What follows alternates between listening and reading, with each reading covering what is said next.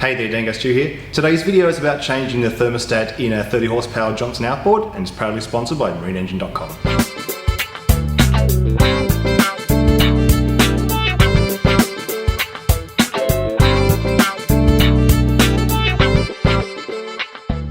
So the outboard we're going to be using for this video is an outboard we've been doing a few other jobs on, and it's about a 1994 outboard. So this applies to Johnson and Evinrude motors from about that vintage.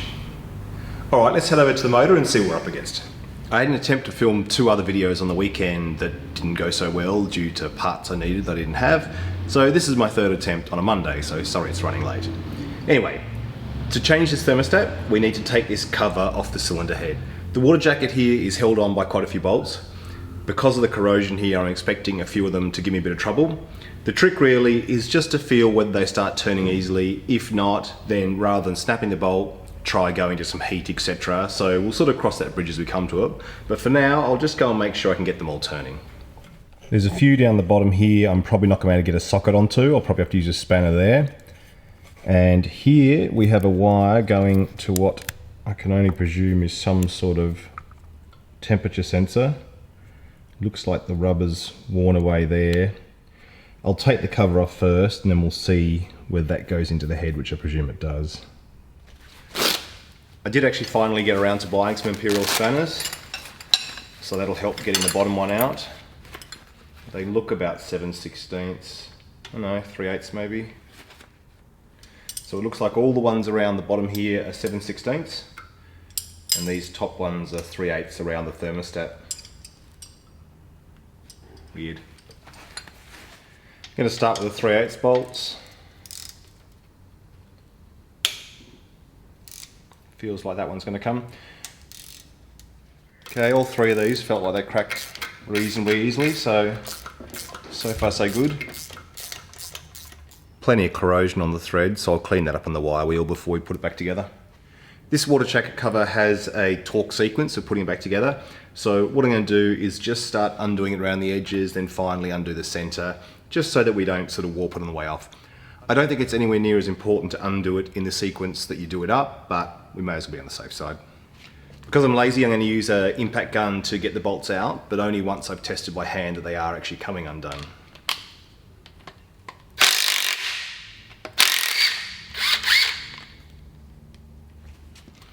Sometimes with bolts too, if it doesn't feel like it's coming, you can actually try and tighten it slightly as well. If you can sort of break that corrosion, you're halfway there.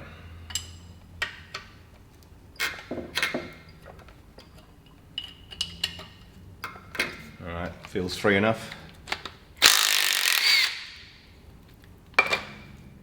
This hose coming in front of the head here is the telltale, so I'll just disconnect that just to get it out of the way. Comes from the exhaust cover on this side, across to the outlet on the other side.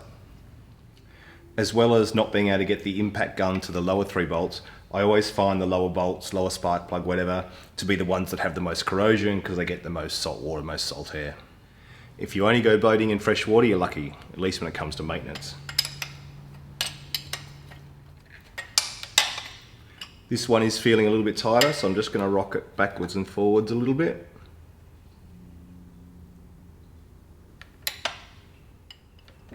Alright, seems like it's cracked, but I'm going to have to wind it out by hand. I'll show you this next one.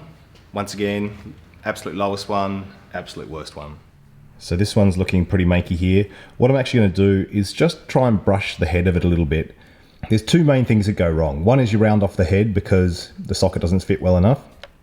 The other is you actually snap the shaft. Both of them aren't great, so I'm going to clean it up to avoid rounding the head off, or at least to help with that problem, and then we'll see how we go getting it undone. Can't get any sort of power tool in there, so I'm just going to use a little stainless brush. Okay, cleaned up a little bit better now, so let's see how it goes. Feels like it's coming. This is actually a video about changing a thermostat, not about undoing bolts, but I reckon with old outboards and this particular style of thermostat where it's under an entire cover, it's probably the biggest obstacle you're going to have is issues with the bolts. Alright, lucky last rusty one in the middle.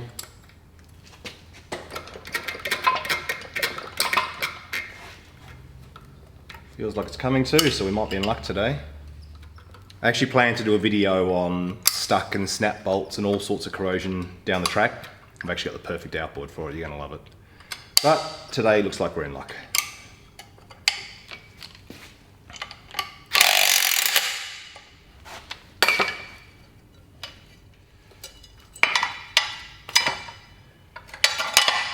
I've just disconnected the bullet connector from the temperature sensor to pull the cover off. So this is the cover, now off. Here's the spring that retains the thermostat, we'll replace that.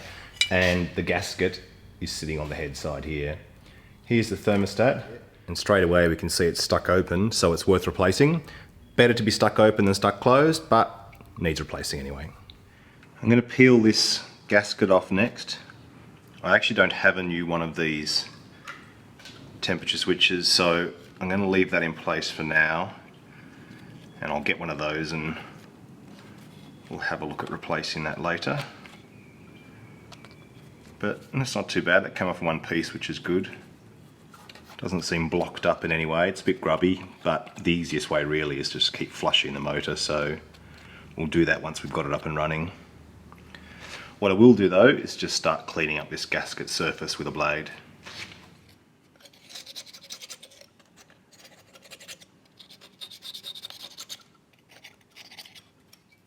You can actually get nice handles for holding these blades. I just can't find it at the moment. It certainly makes life easier.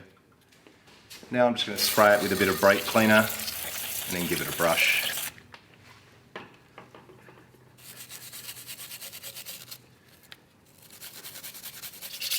Now I'm just going to give it a very light sand with some 800 grit sandpaper.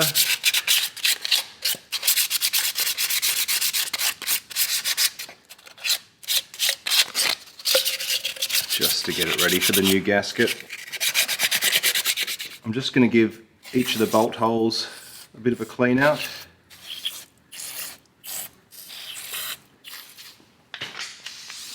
Just blow them with some compressed air.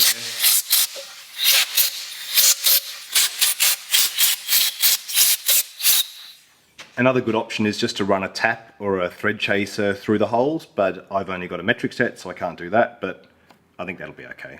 Alright, let's look at the cover itself now. It's got a few gouge marks here that I can feel quite badly, where it looks like maybe somebody's pried it off with a screwdriver in the past. Came off quite easily this time, but what I might do is actually just put the whole thing on a brass wire wheel and clean it up. You can't beat these wire wheels, particularly in combination with a stone. I reckon it's one of my favourite tools.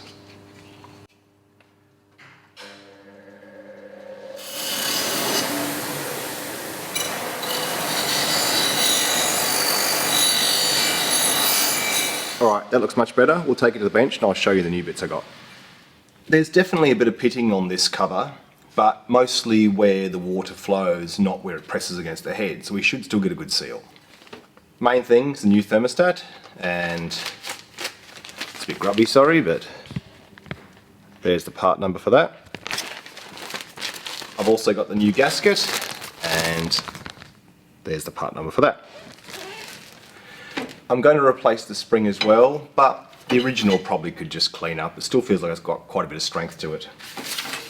One thing I didn't get though, that I probably should have, is the rubber seal that goes around this thermostat. So I'm going to try and get this one off and see whether it's still usable. Okay, bit of soap and water and it cleaned up, not too bad. Ideally I would have ordered one as well, I think, but we'll live with it. So the service manual for this motor says to apply OMC sealing gasket compound to both sides of the gasket itself. I don't have that either, so I'm just going to put some Hylamar on both sides. The manual's quite clear about when the gaskets they supply should be put on dry and when they should have a sealing compound on them, and this particular one does require a sealing compound. Even though I'm going to use Hylamar for this, I am a big believer in using whatever the manual says. Just because, you know, better safe than sorry. Quite often they are rebranded products that are very similar to other things, so maybe you can do your own homework there. But if you're going to order some, OMC gasket sealing compound's what you're after. To spray this, I'm just going to hang it from a little bit of MIG wire, spray both sides, and then let it dry for about 10 minutes before we put it on. And then obviously shake whatever it is you're using well.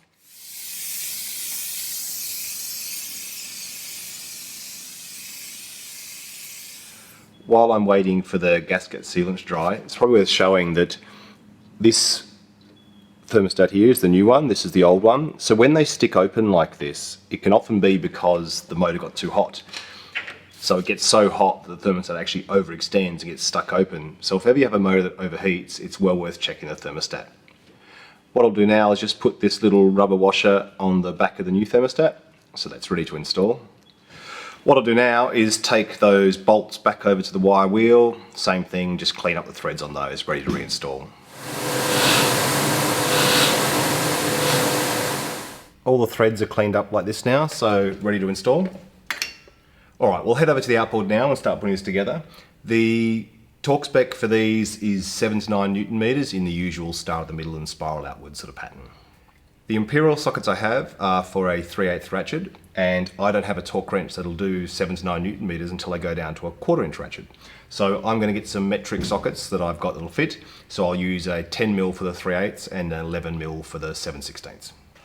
I'm just going to clean some of this mud and corrosion out from where the thermostat goes before we put it in. Then I'll also just do a bit around the lip where that rubber washer goes. Okay, it's not incredible, but it's better than it was. First thing I'll do is just take our new thermostat and then pop that into the cylinder head. Then I'm going to take the new gasket with the sealant on it, feed that temperature sensor wire through, and just get that in position. Next thing I need to do is take the new spring, put it against the thermostat, feed the cover over the sensor wire, and then compress the spring down on top of the gasket. Now I'm just going to grab a few bolts. The ones for the very top here were my 3/8 bolts, so I'll just get one of those in, get it started, and then get one of the lower ones started, just to hold the gasket and everything in place. Now that I've got a couple of the 11s in lower, I'm going to run these 3/8 down because it's really just the spring pressure coming back, pushing the cover off, so I may as well get that under control first. I'm just going to use a regular ratchet to run them down, then I'll use the torque wrench to finish them all up. Now I've got these all run down lightly with the ratchet, I'm just going to go around with the torque wrench now and do them up to 8 Newton meters. So I'll start with the center. Now I've got this center 7/16 bolt tightened up, I'm going to start with the top left one here, come round, then we'll finish up with the 3/8 bolts.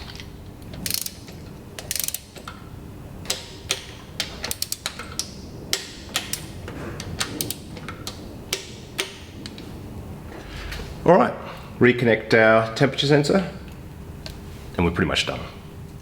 So it's a slightly bigger job than it is on other outboards where you have just a separate cover for the thermostat alone, but it's not too hard. Definitely something you can do yourself. Really the keys are, be careful not to break bolts by testing them slowly and making sure you clean all the surfaces before you reinstall everything. I wish I'd had a thread chaser or a tap to go through those threads. I think I could have got more corrosion out than I did just by using compressed air and sort of solution. The cleaner they are, the more accurate your torque specs are going to be, but I think it's alright. Alright, well sorry this video took a little while to get out because of the false starts out on the weekend, but we'll get the parts we need for those and we'll push on with this motor next week. Alright, well take care and I'll catch you soon. See ya.